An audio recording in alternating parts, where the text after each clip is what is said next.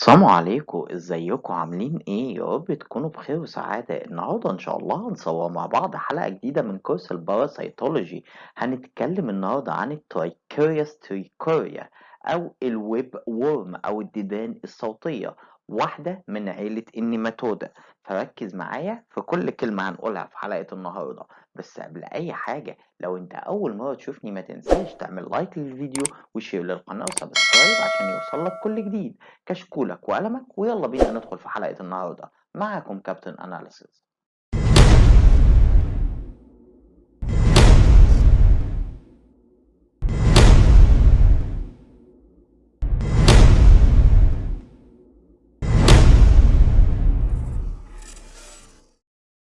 ديدان الترايكوريوس واحدة من عيلة النيماتودا، بتسمى بالويب وورم أو الديدان الصوتية.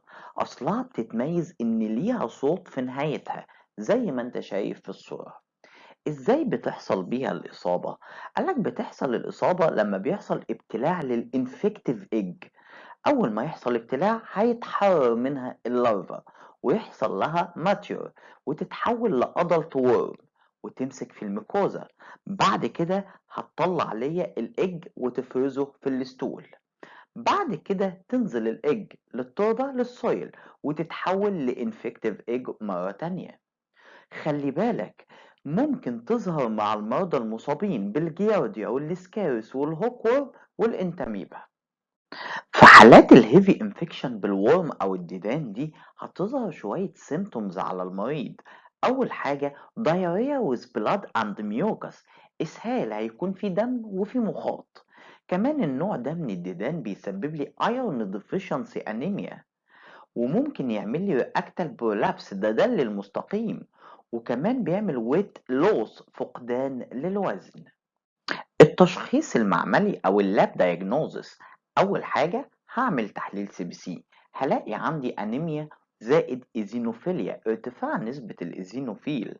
بعد كده هعمل كومبليت ستول اناليسيس، تحليل ستول عشان ادور على الايج البويضات. طب البويضات بتتميز بالشكل الاتي: لونها يلو براون، شكلها شكل البرميل، الحجم بتاعها من 25 ل 50 مايكرومتر، بتتميز إنها فيها Uniformed Granules Mass. أوصفها لك بكل بساطة: بيكون ليها طرفين colorless. خد الأكتر من كده، شكل البويضة شبه صينية الشاي اللي بنقدم فيها الشاي. حلو الكلام، نكمل مع بعض. دي صور بتوضح شكل البويضات الخاصة بالديدان بتاعتنا النهاردة. أتمنى حلقة النهاردة تكون مفيدة. هسيبك دلوقتي مع فيديو يوريك شكل الأدلت وورم في القولون، وكمان يوريك شكل البويضات، مرة وهي محمولة على بلانتيديوم كولاي ومرة وهي لوحدها. أتمنى حلقة النهاردة تكون حلقة مفيدة. ولو عجبتك الحلقة ما تنساش تعمل لايك للفيديو، شير للقناة وسبسكرايب عشان يوصلك كل جديد. كان معاكم كابتن أناليسيس.